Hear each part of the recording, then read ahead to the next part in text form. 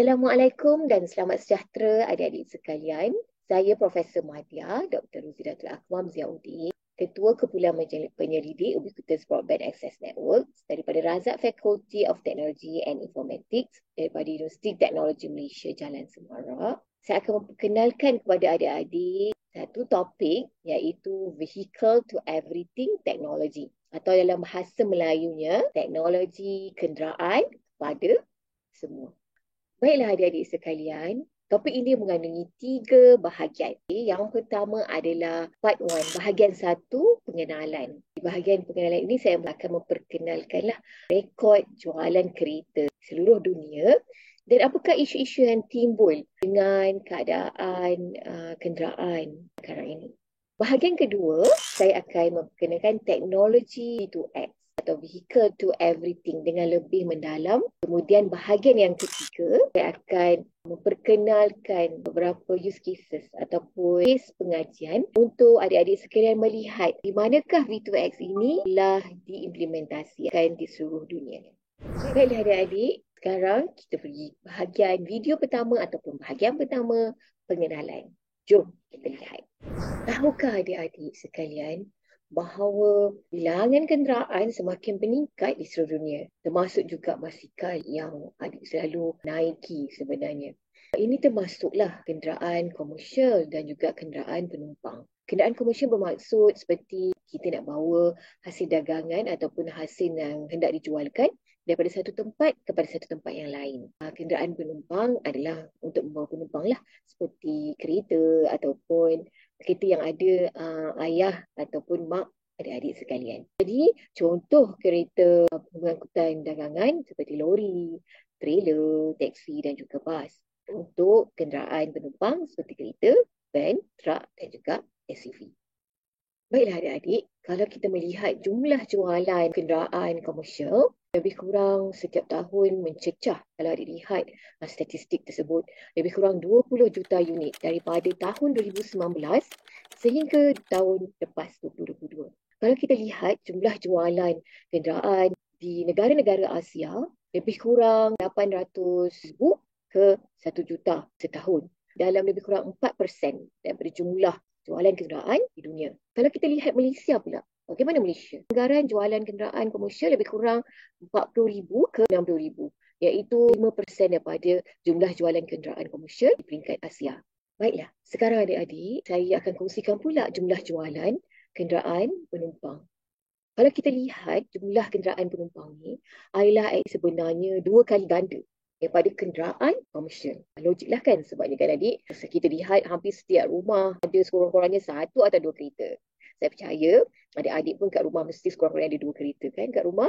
Tak termasuk lagi basikal adik-adik tu kan. Jadi kalau kita lihat kat sini, Malaysia sales hampir meningkat daripada tahun 2019, 950,000 dan pada tahun 2022 turun sikit. Satu turun lagi mungkin disebabkan COVID kan, jumlah kenderaan tu turun. Jadi pada tahun 2022, jumlah kenderaan penumpang meningkat sebanyak 544,000. Ini adalah jumlah statistik. Cuba adik bayangkan betapa banyaknya kenderaan di atas jalan raya. Di samping adanya kenderaan ini, sebenarnya ada juga beberapa perkara yang menimbulkan masalah ataupun isu-isu sebabkan peningkatan kenderaan ini. Kalau kita lihat, keseluruhan jumlah kenderaan di serata dunia adalah menghampiri 100 juta adik-adik setahun. Lihat statistik tu sekali lagi. Dan Malaysia secara keseluruhannya lebih kurang separuh juta jualan kenderaan. Jadi bayangkan separuh juta adik-adik, 500,000 kenderaan di atas jalan raya. Itu Malaysia saja kan? Jadi adik-adik, seperti yang saya bagi tahu sebelum ini, berbagai inisiatif ataupun isu yang berbangkit daripada jumlah jualan kenderaan yang makin meningkat setiap tahun. Cuba adik-adik bayangkan apa ya isu-isu tersebut? Pernah tak adik-adik melihat situasi seperti dalam gambar ini? Mesti pernah kan? Situasi dalam gambar ni, utamanya waktu musim raya ataupun waktu hujung minggu, itu padat sekali kan trafiknya, utamanya di bandar. Jadi kita dapat lihat bukan sekadar kereta, motosikal, yang naik basikal, juga yang jalan kaki, sentiasa menggunakan jalan raya ni. Jadi facilities ataupun infrastruktur haruslah dibangunkan bagi mengatasi ataupun untuk support jumlah kenderaan yang makin tinggi dan juga pengguna jalan yang lain. Dah masalah isu-isu yang timbul ni adik-adik. Bila banyak sangat jumlah kenderaan di atas jalan raya. Susah juga ni. Macam mana ya? Pening juga masalahnya. Pernah ke adik-adik lihat kenderaan langgarkan sini macam-macam kemalangan, terutamanya bila adik-adik nak pergi berjalan kan, ataupun macam saya bagi tahu bila cuti raya, ya Allah banyaknya kemalangan yang berlaku disebabkan jumlah kenderaan yang banyak menggunakan jalan ni. Seperti adik lihat gambar ni dan gambar di sebelah sana kan. Jadi apakah punca ya? Banyak sangat berlaku kemalangan bila kenderaan. Antara faktor-faktor yang menyebabkan kemalangan ni adik-adik, tentu adik-adik tahu apa kan? Antaranya adalah disebabkan kecuaian pemandu. Dan kadang-kadang pemandu harus memandu lebih kurang 5 jam contohnya nak sampai ke utara. Kalau nak sampai ke Johor pun hampir 5 jam. Kalau nak sampai ke Melaka 2 ke 3 jam. Kita tak kata pula nak sampai ke Kelantan macam mana, nak sampai ke Terengganu yang berjam-jam adik-adik. Bayangkan bapa ayah-ayah adik-adik begitu penat sangat. Kadang-kadang terpaksa minta mak umi ataupun ibu untuk gantikan bawa kereta kan. Selain itu, faktor yang lain disebabkan ialah jalan yang berlubang, jalan rosak berlubang. Kemudian kadang-kadang traffic light pula tak berfungsi. Lebih teruk lagi kalau musim hujan. Inilah antara faktor-faktor ataupun penyumbang kepada kemalangan ataupun jalan raya. Apakah isu-isu lain lagi adik-adik? Apa lagi ya isu yang lain-lain ni? Apa ya? Oh, kalau adik lihat-lihat, isu-isu yang lain paling teruk adalah musim banjir kan adik-adik. Musim banjir ataupun pokok tumbang atas jalan raya. Oh, maka susahlah mereka yang membawa kereta terpaksa stop. Terpaksa kadang-kadang pusing balik. Ini tak termasuk pula kalau ada driver yang bersikap mementingkan diri sendiri yang apabila berlakunya kemalangan tidak menghiraukan pemandu yang lain di belakang ataupun mereka bergaduh di tepi jalan raya. Pemandu yang mementingkan diri sendiri juga memberikan satu isu yang amat besar pada pengguna jalan raya yang lain. Betul tak adik-adik? Mungkin adik-adik ada juga isu-isu yang lain yang terbangkit dalam minda adik-adik kan? Jadi adik-adik bolehlah listkan isu-isu tersebut. Baik, sekarang apabila adik dah tahu apakah masalah ataupun isu-isu yang timbul, kesan daripada peningkatan kenderaan di atas jalan raya disebabkan kekangan seperti keadaan jalan tu rosak, berlubang. Kan juga masalah pemandu itu sendiri, apakah penyelesaian yang terbaik? Mari kita tengok slide seterusnya.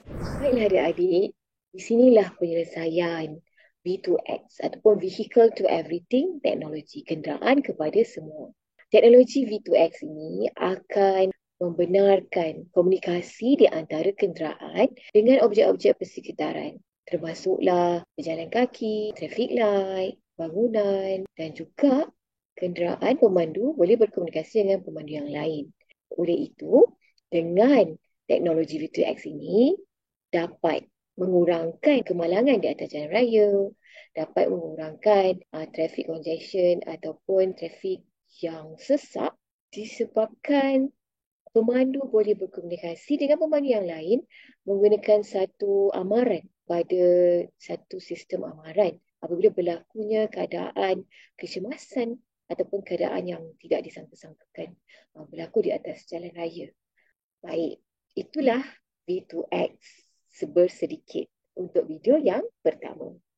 Untuk adik-adik mengetahui apakah V2X itu dengan lebih lanjut dari segi teknikal dan juga definisinya yang tertentu, arkitekturnya dan berbagai lagi, maka adik sila saksikan video yang kedua, bahagian kedua, iaitu teknologi V2X ataupun V2X teknologi. Baik, sekian. Bye-bye. Assalamualaikum dan salam sejahtera. Harap-harap adik sukalah video yang pertama ni ya. Assalamualaikum dan selamat sejahtera adik-adik sekalian. Selamat kembali pada bahagian 2 video berkenaan teknologi V2X ataupun V2X teknologi. Pada bahagian pertama, saya telah menceritakan rekod jualan kenderaan komersial dan juga kenderaan penumpang yang semakin meningkat setiap tahun seluruh dunia. Di samping itu, saya juga telah berkongsikan apakah kesan daripada peningkatan jualan kenderaan ini kepada kita semua dan bagaimana penyelesaian dengan teknologi V2X. Jadi, Untuk video kali ini, saya akan menceritakan lebih lanjut apakah teknologi V2X tersebut. Mesti adik-adik tertanya-tanya kan? Mari kita saksikan. Baik adik-adik, sebelum saya menceritakan teknologi V2X tersebut, apakah kereta yang paling adik minati? Adakah Batman Batmobile yang boleh terbang? Ataupun Bumblebee, baru-baru ni keluarkan wayang Transformer Bumblebee yang boleh bertukar menjadi Autobot. Yang dalam masa yang sama boleh bercakap dengan pemandunya. Kenderaan tersebut bercakap, berkomunikasi dengan pemandunya. Ataupun DeLorean yang boleh merentasi masa. Jadi adik-adik, ciri-ciri kenderaan yang adik minati ni sebenarnya hampir menepati ciri-ciri V2X, teknologi V2X. Tapi tidaklah sampai sehingga boleh terbang atau boleh merentasi masa. Tapi kita mana tahu kan suatu hari nanti kalau adik-adik ingin menjadi seorang pereka cipta, kereta yang boleh terbang, kereta yang boleh di atas dasar laut, ataupun kenderaan yang boleh merentasi masa. Kita tak tahu pada masa hadapan bagaimana adik-adik. Baiklah, tanpa buang masa, mari kita tengok apakah teknologi V2X tersebut. Baiklah adik-adik, apakah itu V2X? V2X ataupun dikenali Vehicle to Everything, kenderaan kepada semua, adalah satu sistem komunikasi kenderaan dengan objek persekitaran, termasuk kenderaan yang lain ataupun pelintas ataupun jalan orang yang jalan kaki, dan termasuk traffic light dan juga persekitaran yang lain. Komunikasi di antara kenderaan dengan objek persekitaran ini memerlukan teknologi yang canggih seperti Wi-Fi ataupun GPS, yang mana GPS nak mengetahui kedudukan lokasi kenderaan tersebut di samping berapa laju kenderaan itu bergerak. Dan juga teknologi yang terkini iaitu 5G. 5G sekarang telah ada di Malaysia. Adik boleh dapati singkat ataupun iklan-iklan yang terdapat berkenaan dengan 5G. Selain itu, pengkalan data juga penting. Pengkalan data ini ataupun dikenali sebagai cloud storage adalah untuk memproses data-data daripada sensor kenderaan. Dan daripada data-data ini, kemudiannya akan menjadi satu maklumat yang sangat penting yang akan dikongsikan dengan pemandu yang lain. Yang kemudian pemandu yang lain boleh menggunakan maklumat ini untuk memandu atau untuk mengelak menggunakan jalan raya yang rosak ataupun menggunakan jalan raya yang trafiknya tinggi ataupun berhati-hati dalam keadaan yang tertentu seperti ada kecemasan. Okey, baik. Seterusnya, mari kita lihat. Apa lagi berkenaan V2X ni adik-adik? V2X sebenarnya kenderaan ini akan dilengkapi dengan sensor. Jadi, sensor daripada kenderaan ini akan menghantarkan maklumat kepada pengkalan data ataupun kenderaan yang lain dengan data yang tersebut dihantar hendaklah dengan lebih laju. Oleh itu, teknologi komunikasi yang sangat canggih ataupun yang maju yang boleh membawa data yang banyak amatlah diperlukan. Antaranya seperti yang saya katakan tadi adalah teknologi 5G. Baiklah adik-adik, apakah teknologi sensor ataupun penderia yang melengkapi kenderaan, sistem kenderaan ataupun dikenali Advanced Driver Assistance System, sistem bantuan pemandu termaju ataupun ADAS. ADAS adalah sebenarnya brain ataupun otak kenderaan yang dapat membantu kenderaan tersebut untuk memandu secara automatik ataupun tanpa driver. Proses pemanduan ini menggunakan ADAS, ataupun Advanced Driver Assistance System. Jadi teknologi sensor ataupun teknologi yang melengkapi ADAS adalah antaranya dari kiri pertama adalah radar. Radar ataupun didengali oleh radio detection and ranging adalah menggunakan gelombang radio untuk menghantarkan maklumat dalam mengesat. Dia akan menghantar gelombang radio daripada kenderaan, menghantar gelombang radio tersebut. Apabila terkena sesuatu objek, maka radar dapat mengetahui apakah jarak kenderaan tersebut dengan objek yang di hadapan ataupun di persekitarannya. Dalam masa yang sama, dapat mengetahui kelajuan kenderaan tersebut. Dan radar ini amat baik dalam keadaan cuaca yang kurang baik. Radar ni kurang terkesan. So bila cuaca tak baik, radar masih dapat berfungsi dengan bagus. Okey, jadi radar berguna dalam mengesan jarak yang jauh menggunakan gelombang radio. Baik, yang keduanya dari kiri. Dari kiri, kamera. Adik-adik mesti tahu apa fungsi kamera kan? Kamera ni untuk menangkap image. Untuk menangkap image ataupun visual, sama seperti mata manusia kita melihat dunia. Jadi kenderaan melihat dunia melalui kamera. Kamera tersebut akan kemudiannya dianalisis menggunakan algoritma yang tertentu dinamakan machine learning ataupun uh, pengajian pembelajaran mesin bagi menafsirkan apakah imej tersebut. Kerana kenderaan ni tidaklah seperti kita kan, smart, ada otak. Bila melihat objek tersebut, kita dah tahu, oh, ini pokok. Oh, ini ada kereta di hadapan. Oh, ada orang, ada manusia, ada budak-budak. Jadi, kenderaan akan mengenal pasti menggunakan kamera dan kemudian data ataupun imej kamera ini akan diproses dan diberitahu atau dilabel dan dimaklumkan kepada kenderaan untuk apakah tindakan seterusnya. Sebagai contoh, apabila nampak pelintas jalan kaki berdekatan, maka akan dimaklumkan atau diberitahukan kepada kenderaan tersebut, kenderaan kemudian akan berhenti. Jadi maklumat tersebut ditangkap melalui kamera ataupun menggunakan kamera visual. Dan seterusnya, yang ketiga, LiDAR. Okay? LiDAR adalah light detection and ranging. Okay. LiDAR menggunakan pancaran laser untuk mengukur jarak dan mencipta peta 3D. Okay, yang terperinci mengenai persekitaran sekeliling. Jadi LiDAR boleh mengesan objek dengan lebih tepat, mengukur jaraknya dan memberikan ketepatan yang tinggi berkenaan persekitaran kenderaan. Okey, dan seterusnya adalah ultrasonik. Ultrasonik adalah penderia yang menggunakan gelombang bunyi untuk mengukur jarak kenderaan kepada objek yang berdekatan. Ia biasanya digunakan bagi objek yang dekat. Okay. Bagi objek yang dekat, kita gunakan pendirian ultrasonik. Ia amat berkesan. Contohnya, apabila anda parking kan, bila kita nak parking kenderaan, maka kita menggunakan ultrasonik. Berkesan dalam tempat letak kereta dan juga mengesan halangan, katakan ada halangan dalam kelajuan yang rendah. Jadi kalau katakan kereta kita bergerak agak slow, maka ultrasonik amat berkesan untuk mengetahui ada halangan di hadapan. Baiklah adik-adik, seterusnya adalah GPS, Global Positioning System, yang digunakan untuk mengenal pasti kedudukan ataupun koordinat kenderaan tersebut, kenderaan ayah dan mak ataupun kenderaan adik-adik suatu hari nanti. Jadi, melalui GPS, kita akan dapat isyarat daripada satelit yang memberitahu kedudukan kereta tersebut. Walaupun GPS ini mempunyai sedikit masalah daripada segi untuk mengesan halangan dalam masa yang nyata, walau bagaimanapun, kedudukan kenderaan tersebut amatlah penting kerana daripada GPS ini akan disepadukan, akan kita combine ataupun integrate dengan penderia atau sensor-sensor lain supaya pemandu menyedari keadaan ataupun situasi kenderaan mereka. Baiklah adik-adik, seterusnya ada juga penderia V2X yang lain yang digunakan untuk mengetahui jarak kenderaan seperti penderia sonar. Dalam masa yang sama seperti yang saya nyatakan tadi, pemetaan peta HD berbentuk 3D amatlah penting. Kalau ada yang lihat Tesla ataupun kenderaan automatik yang lain, akan ada peta di hadapan pemandu yang berbentuk 3D. Peta tersebut amatlah penting untuk pemandu mengetahui keadaan sekeliling. Kenderaan, apakah kenderaan yang ada, pokok, jalan raya, berapa lane yang ada.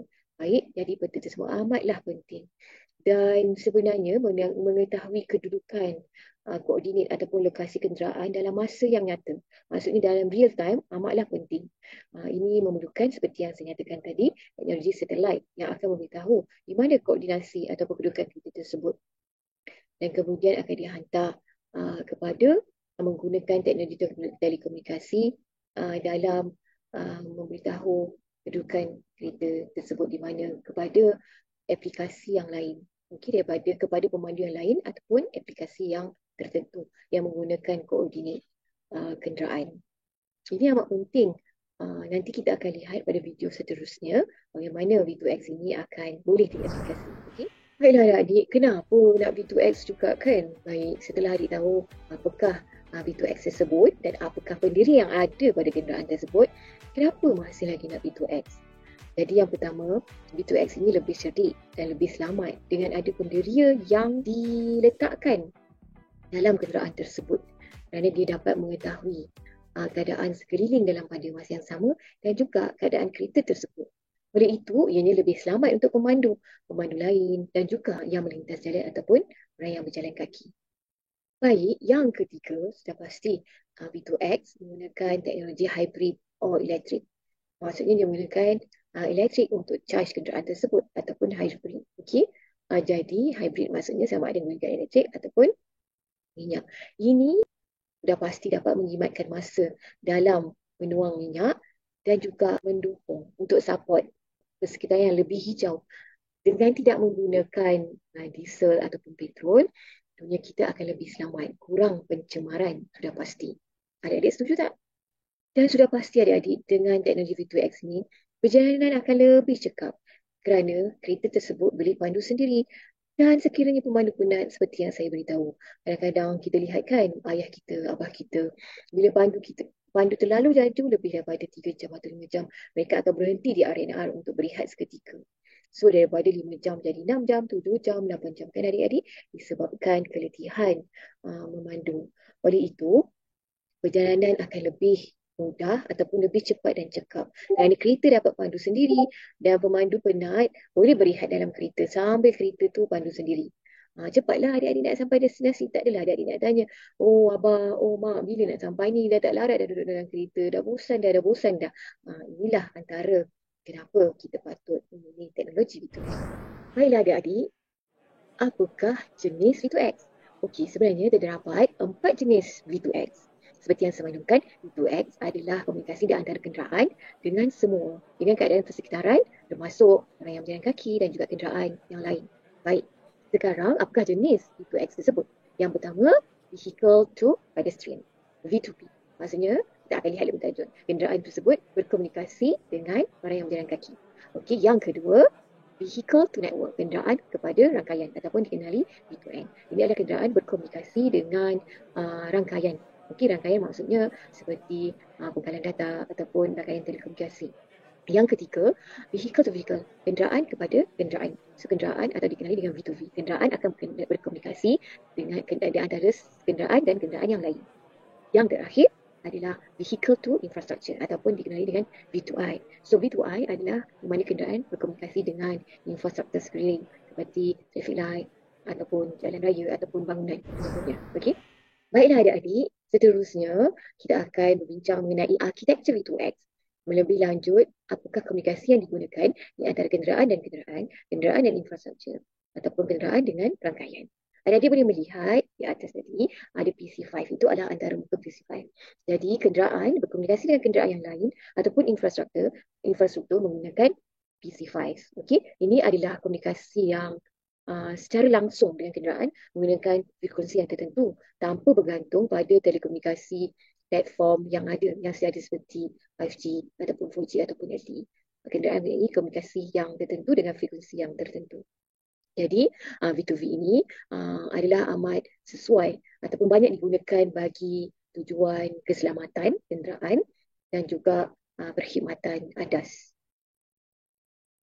Baik, bagi komunikasi di antara kenderaan dengan infrastruktur, sebenarnya boleh juga menggunakan PC5 ataupun RSU. Tapi dimaklumkan PC5 banyak digunakan vehicle to infrastructure. Okay, so vehicle to infrastructure sebenarnya akan melalui satu medium, iaitu radio side unit ataupun unit radio bersebelahan. Unit radio bersebelahan biasanya diletakkan di tepi jalan raya untuk memantau trafik seperti traffic light dan juga tol. Seterusnya, bagi komunikasi menggunakan di antara kenderaan dan juga rangkaian akan menggunakan teknologi antara muka yang dipanggil UU interface. Okay? Antara muka UU ini sebenarnya menggunakan teknologi seperti 5G. Ia ibarat mobile phone, teknologi komunikasi di antara mobile phone dengan telekomunikasi yang sedia ada. Jadi kenderaan ini seperti mobile phone lah adik-adik komunikasi dia. Jadi bukanlah mobile phone sekarang digantikan dengan kenderaan. Teknologi komunikasi yang digunakan sama seperti mobile phone apabila kenderaan tersebut ingin berkomunikasi dengan rangkaian yang ada. Jadi rangkaian ini seperti yang saya beritahu adalah rangkaian seperti pangkalan data. Okey, perkhidmatan yang melibatkan pangkalan data untuk berkongsi maklumat dengan kenderaan yang lain ataupun maklumat seperti kedudukan GPS ataupun kenderaan, keadaan kenderaan tersebut. Baiklah adik-adik, slide ini menunjukkan komunikasi V2X yang lebih detail. Jadi V2X teknologi memang bergantung kepada komunikasi tanpa wayar, protokol komunikasi tanpa wayar seperti DSRC, Dedicated Short Range Communication. Communication jarak yang khusus dan juga Cellular Vehicle to Everything. Maksudnya komunikasi rangkaian selular seperti 5G. Jadi DSRC menggunakan julat frekuensi ataupun band frekuensi yang tertentu. Memang khusus untuk komunikasi kenderaan. Contohnya tadi, kenderaan di antara kenderaan dan kenderaan. Ini menggunakan DSRC. Mana pula selular V2X? Selular V2X adalah menggunakan perkhidmatan rangkaian selular yang ada seperti 5G untuk support ataupun facilitate komunikasi yang ada. Ibarat yang saya bagi tahu tadi, seperti mobile phone. Mobile phone tadi menggunakan 5G ataupun LTE. Jadi mobile phone ni sekarang digantikan dengan kenderaan. Kenderaan juga menggunakan 5G ataupun LTE untuk berkomunikasi dengan rangkaian yang lain. Okay? Atau lebih khusus kepada V2I, komunikasi V2I. Sekarang adik-adik kita akan melihat dengan lebih lanjut V2V communication. Okay? So V2V communication dapat menghantar maklumat di antara kenderaan kepada kenderaan yang lain. Contohnya seperti kelajuan, kedudukan, ke manakah arah yang dituju. Jadi ini dapat membantu untuk mengelakkan kemalangan ataupun lebih pemandu akan lebih berhati-hati. Pemandu di belakang contohnya akan lebih berhati-hati apabila kenderaan di hadapan brake secara mengejut. Contohnya di simpang ataupun mungkin kenderaan tersebut ingin menukar laluan pada laluan yang lain. Jadi dengan teknologi komunikasi di antara kenderaan ini dapat membantu pemandu yang berhampiran, terutamanya yang di belakang, untuk berhati-hati. Dalam masa yang sama, antara kenderaan ini juga dapat berkongsi maklumat seperti, berhati-hati, di hadapan tu ada jalan yang berlubang. Contoh, jadi kenderaan di belakang dapat mengelak jalan lubang tersebut. Bagaimana pula P2P jenis yang kedua ni? Vehicle to pedestrian. Jadi komunikasi vehicle to pedestrian adalah interaksi antara kenderaan dengan orang yang melintas jalan ataupun orang yang berjalan kaki. Sebagai contoh, kenderaan dapat menghantar alert ataupun menghantarkan amaran kepada pedestrian ataupun orang yang jalan kaki mengenai bahawa katakan kenderaan tersebut menghampiri pejalan kaki tersebut, maka dia boleh menghantar amaran. Ataupun kenderaan boleh menerima maklumat ataupun isyarat daripada pejalan kaki yang mengatakan, berhati-hati, saya sekarang nak melintas jalan ni. Okey. Jadi ini sebenarnya dapat mengukuhkan keselamatan, terutamanya di persimpangan ataupun di bahagian untuk orang yang jalan kaki untuk melintas jalan. Oleh itu, dapatlah elakkan aksiden kan adik-adik. Tak adalah berlakunya aksiden bila orang nak jalan kaki, boom, berlaku pula aksiden. Ada yang maulah macam-macam. Dari komunikasi VTP amat berfaedah dan membantu keselamatan orang yang jalan kaki. Baiklah. Jenis yang ketiga adalah V2I, Vehicle to Infrastructure. Kenderaan kepada infrastruktur.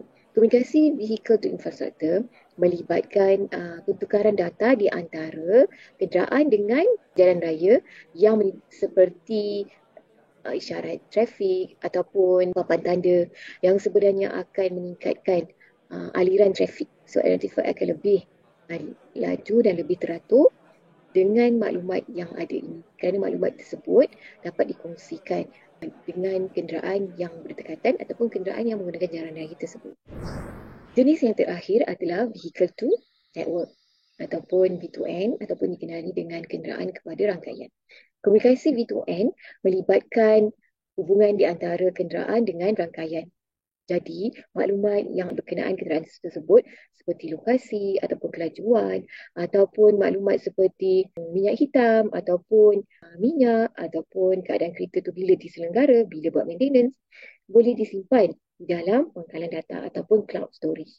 Selain itu, V2N juga dapat menyimpan maklumat trafik yang terkini di pangkalan data. Jadi segala maklumat trafik yang terkini ataupun maklumat-maklumat yang lain. Contohnya mungkin jalan tertentu sedang diperbaiki atau sedang diselenggarakan. Maka maklumat-maklumat ini akan disimpan di dalam pangkalan data pada kenderaan, pada sesiapa ataupun pada kenderaan yang menggunakan jalan tersebut. Maklumat ini boleh diakses, boleh dilayari melalui pangkalan data tersebut. Ia amat membantu bagi pemandu-pemandu untuk merancang perjalanan mereka dan juga untuk mereka lebih berhati-hati apabila menggunakan jalan tersebut. Bayangkan adik-adik betapa pentingnya vehicle to end, komunikasi di antara kenderaan dan rangkaian.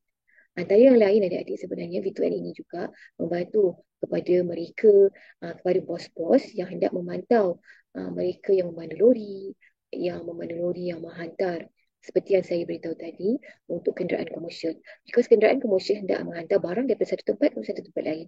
Jadi bos-bos hendak tahu, barang ni sampai pukul berapa ni, berapa jam dihantar. Apa, bagaimana mandu yang bawa tu, laju ke atau tidak, ataupun mungkin berhenti terlalu lama ke di R&R, selamat sampai ke tidak, pukul berapa sampai. Jadi menggunakan V2N ini, teknologi komunikasi V2N sebenarnya dapat membantu penyelia atau bos-bos memantau pemandu mereka, sebagai pemandu lori ataupun pemandu bas. Baiklah adik-adik, adik-adik telah mengetahui sekarang apakah teknologi V2X. Bagus adik-adik. Now, sekarang apakah kelebihan V2X adik-adik? Mesti adik-adik ada jawapan kan setelah penat saya menceritakan apakah teknologi V2X tersebut. Pertama sekali, antara kelebihan V2X adalah ia dapat meningkatkan keselamatan jalan raya. Adik-adik setuju tak? Mesti setuju kan? Atau adik yang tak setuju ni? Kalau tak setuju, lihat balik video ni ya.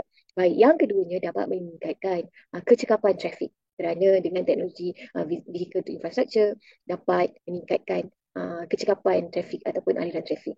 Yang ketiga, sudah pasti dapat mengukuhkan lagi bagaimana kenderaan autonomous driving pemanduan sendiri tanpa pemandu. Okey, pemanduan tanpa pemandu ini dapat ditingkatkan dengan teknologi V2X.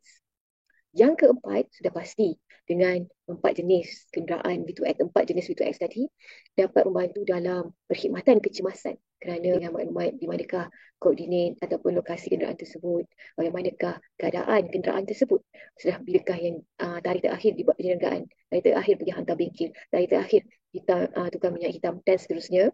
Maka ini dapat meningkatkan, membantu daripada perkhidmatan kecemasan dan juga bantuan katakan kecemasan tersebut berlaku di tepi jalan raya ataupun di lebuh raya. Dan yang terakhir, dengan teknologi V2X ini juga dapat membantu kecekapan menggunakan petrol. Okay? Seperti yang saya nyatakan tadi, ada kenderaan yang menggunakan hybrid ataupun elektrik. Secara tidak langsung, apabila perjalanan kita dapat dirancang, perjalanan ini dapat memberikan dalam masa yang pendek untuk sampai ke destinasi, maka ini dapat menjimatkan minyak yang digunakan. Secara tidak langsung sudah pasti pencemaran dapat dikurangkan juga kan adik-adik? Baiklah adik-adik, ini adalah antara kelebihan ataupun V2X. Saya pasti adik-adik pun ada juga terfikir kelebihan yang lain kan adik-adik kan? Jadi kalau adik-adik ada, mungkin dapat dikongsikan nanti. Baiklah adik-adik, sekarang apakah cabaran untuk melaksanakan atau kita untuk membangunkan teknologi V2X ni? Kita tahu V2X ni cukup canggih, banyak sangat kelebihannya. Tapi apakah cabarannya adik-adik? Baik, cabaran yang pertama adalah kekurangan standard ataupun dokumen rujukan bagi mereka cipta jurutera untuk membangunkan V2X ini. Standard ini bermaksud ada dokumen rujukan yang digunakan oleh seluruh dunia, sama ada penyelidik ataupun pembuatan ataupun kilang ataupun jurutera untuk membangunkan V2X. Rujukan ini semua ya, dan dia adalah standard, maksudnya dipakai dan diterima oleh semua. Baiklah adik-adik, yang keduanya adalah melibatkan keselamatan dan juga privacy. Yang melibatkan contohnya seperti kedudukan kenderaan, juga mana destinasinya, maklumat mengenai kenderaan tersebut, termasuk juga kelakuan pemandu tersebut akan dikongsi ataupun disimpan di pangkalan data. Jadi ini akan melibatkan data-data yang agak sensitif yang akan dikongsikan. Kemungkinan ada pencuri data yang boleh mengancam pemandu kenderaan. Baik, yang ketiga ada scalability. Scalability bermaksud rangkaian V2X ini hendaklah mampu menampung setelah kita tahu bahawa jumlah kenderaan semakin meningkat. Jadi rangkaian V2X tadi seperti infrastruktur, teknologi komunikasi, jumlah sensor yang hendak dipasang di kenderaan, juga radio side unit radio yang akan dipasang di tepi jalan raya, sepatutnya dapat menampung jumlah kenderaan yang akan meningkat. Dan harusnya dengan teknologi V2X ini memerlukan infrastruktur yang lebih kukuh.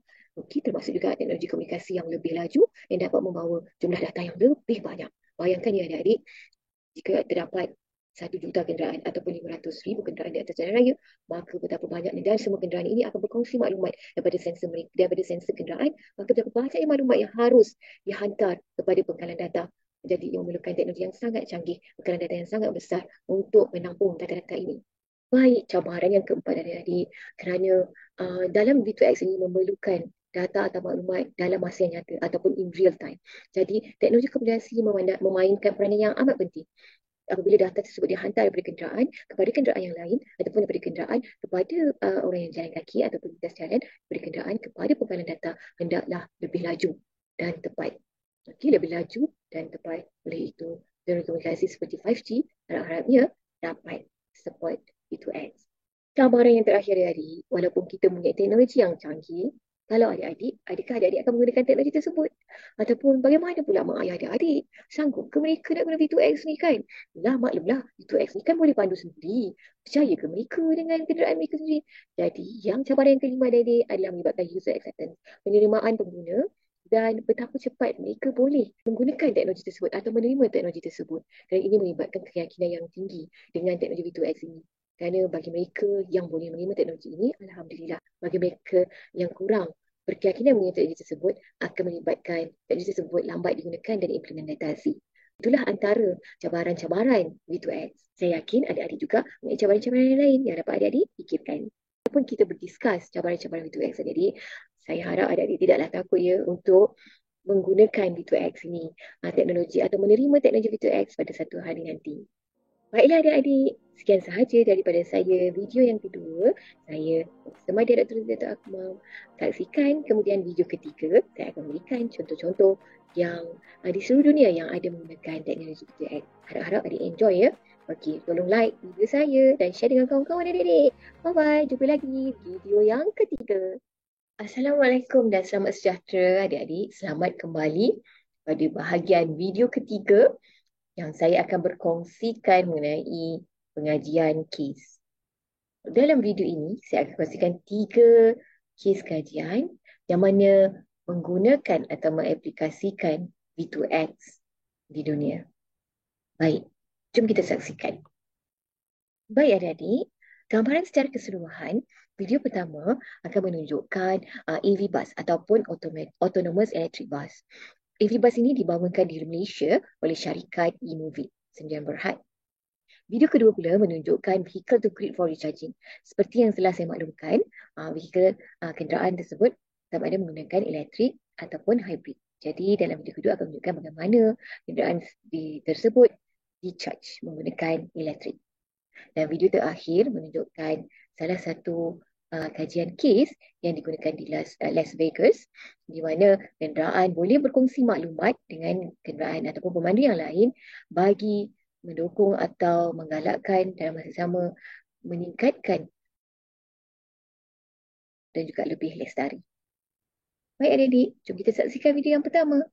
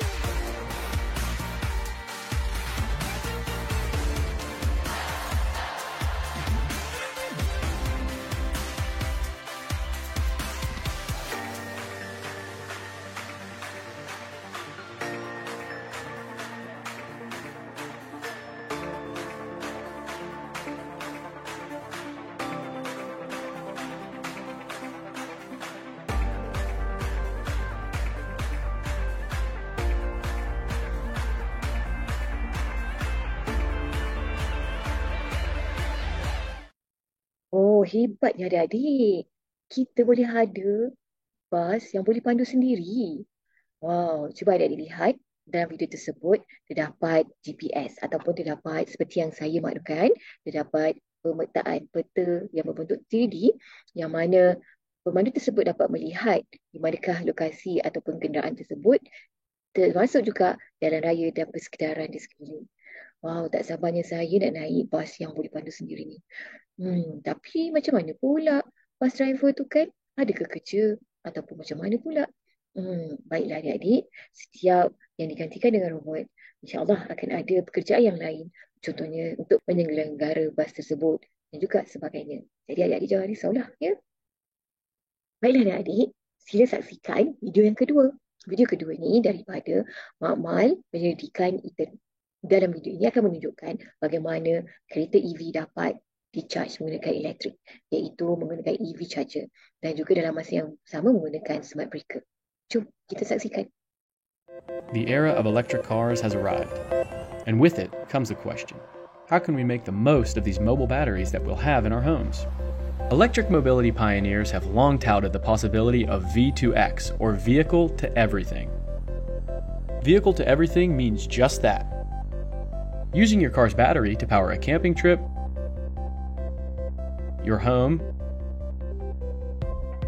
even the electric grid.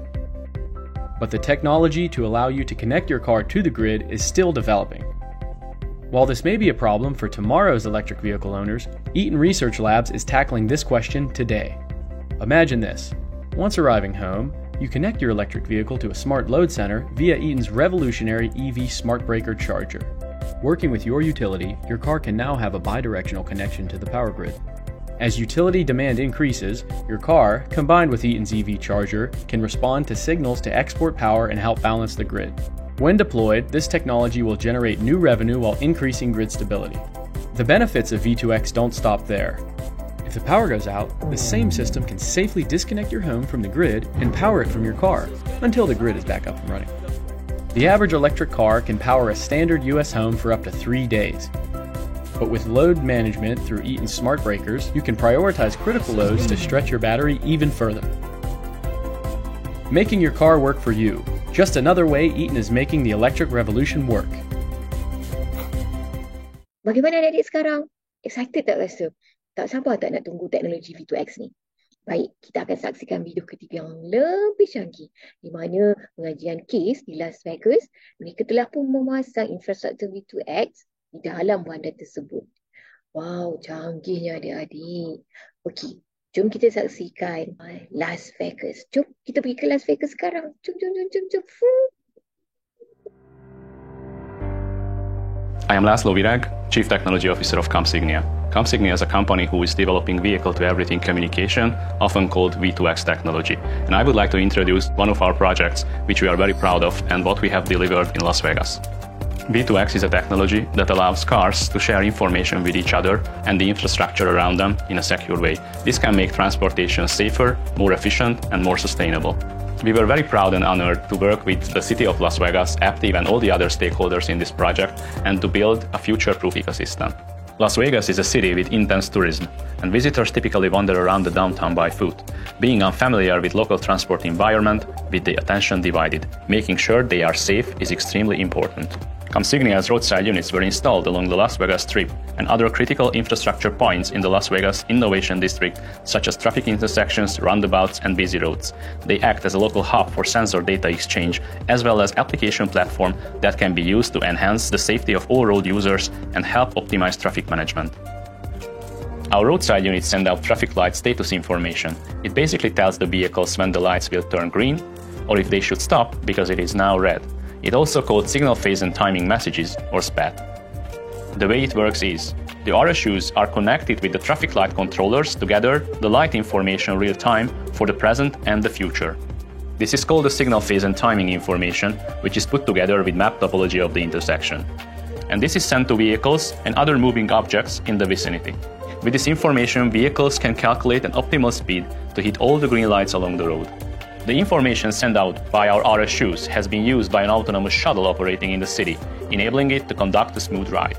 Important part of the technology is the detection of non-connected vulnerable road users. How it works is connecting and fusing other sensors already deployed in the infrastructure, such as traffic cameras and radars. It also involves the detected pedestrians, non-V2X enabled vehicles into this cooperative communication ecosystem. This way, the perception of any RSU can be shared with others, creating a whole new world of intelligent transportation. We see V2X technology as a way to make transportation safer by using the connectivity. It is a necessary enabler of the autonomous era, but it can effectively contribute to diminishing the number of accidents on the roads by making transportation cooperative.